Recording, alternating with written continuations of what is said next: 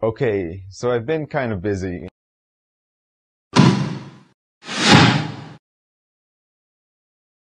It's not that I forget about blogging or video logging because I really like making videos and editing them, but there just has been no time lately. Everything from mountain climbing to going to church, to going to classes, to going to a gym, to meeting friends, having meetings with school members. So Korea will keep you busy, whether you think so or not. And that brings me to my first point. If you get invited to dinner with the teachers, I say go. Even if you're busy, even if you have a date with someone and you have to cancel and then you're both upset, do it. I think it really helps out, and that's just, I guess, a friendly tip. Now that I've been living here for a while, I've come to kind of notice a few things about Korea. And for one is the competitive nature of people here. They're always in a hurry. And I want to say, I would like to say that I'm in a hurry too, but I'm not. Because everything is done more or less last minute in Korea. So last minute changes. You're about to go somewhere and someone, hey, we have a meeting. Oh, since when? Since now. Or even when people are going to work, I guess they wake up pretty late and then before they know it, they have to get to work, so they're all running. I'm not, because I wake up at 6, I have to be at school at 8, so I take my time. So, friendly tip, leave 10 or 15 minutes earlier and you won't be in a hurry. Or also, I guess you can say, the States is more like an individual society. It's all about me, capitalism.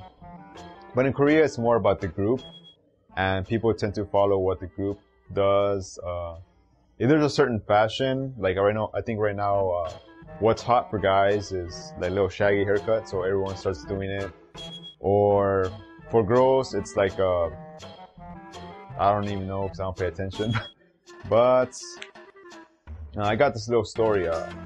I was in the subway, line 2, Sarang Station. For those of you who don't live in Korea, I don't really expect you to imagine it, but there's this very long strip that just stretches like straight across, and it's a long walk. I'd say about 3 minutes, 4 minutes underground. And so I was just walking, and there's like this group of Koreans. Out of nowhere, like 1 or 2 people start running in that direction.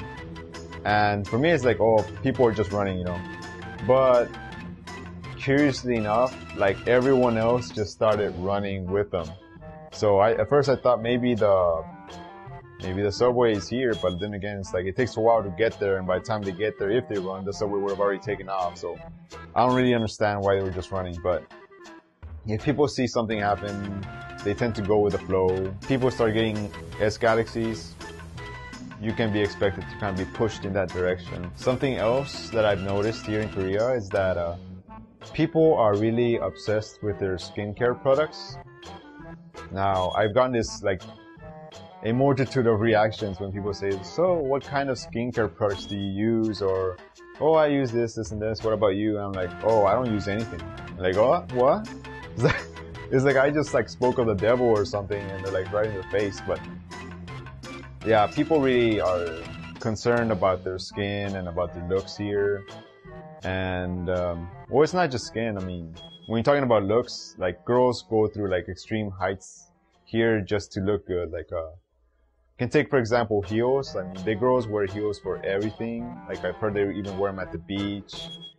Or they wear heels when they go mountain hiking. Or they wear heels for like winter when it's like snowing and there's black ice everywhere, you see them slip or something. So I've heard about that, but yeah, looks here are very important. It's starting to get cool here, but it's not completely cool. It's just kind of cool in the mornings and in the evenings. So students bring their North Face jackets, because you know North Face is like huge over here. And so we'd be sitting in class and they're kind of sweating, they're like all hot and stuff. But you tell them we'll take it off, you know, but they don't know what that means. So yeah, gotta keep up with the looks. So I'm American, it doesn't really matter what I do, so that's my excuse. Oh, it doesn't matter, I'm American. And what else? Korea. if you love international foods, be prepared to be thoroughly just, I don't know, you'll be very disappointed. Like, I'll take a pho, for example, pho, or you want to call it. No. Back home in the States, you had pretty good pho. There's a nice Vietnamese community. I love pho. But I thought if I came to Korea, since it's closer to the source, it would be pretty good. But that has yet to happen. I mean,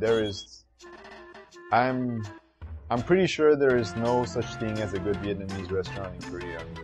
So it's not just the case with like Vietnamese food. You go to Chinese restaurants, Japanese restaurants are pretty overpriced, and it's just Indian food. You know, oh, Mexican food, yeah. You won't get anywhere trying to get good Mexican food here. I've heard there's taco or taco rico that they're supposed to be really good. I haven't checked those out, but so far everything's been kind of But if you can cook your own food, I can cook my own Mexican food, so I'm okay. So I found this place in Itaewon called Foreigner Market. It's you get out of exit 3, you go straight. There's gonna be a Dunkin' Donuts, just make a right turn, and right there it's gonna say Foreigner Food Market. It's pretty good, they got everything. They got hot Cheetos, they got chipotle peppers, jalapenos. They sell tortillas, but I'd rather make my own.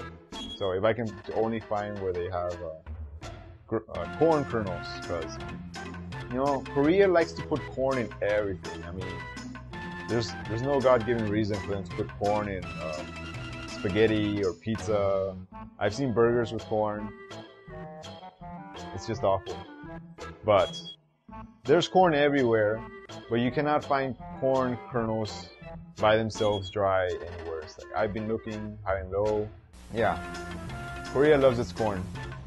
And for now, that's all I really have to say. I mean, I had a lot of things to say, but I've been so busy and I kind of forgot about them. But it's only been like my first month and a half, so lots of things are gonna come up, and probably things that I thought about are gonna come up again, and I'll be able to talk about them. Now today there's Seoul Tube in here in Seoul. I don't know the exact location, but it's gonna happen this afternoon. I'm gonna be there. I'm gonna hopefully meet a bunch of YouTubers, like people in Seoul, and I'll make a video about that. Should be pretty cool. So I'm not sure when my next video is going to be, but I'll make an effort to release videos more often, because I just haven't had time, or I'm still adjusting, but now I got my schedule more or less where I want it to be. And yeah, thanks for watching, and come to Seoul. That's all I gotta say.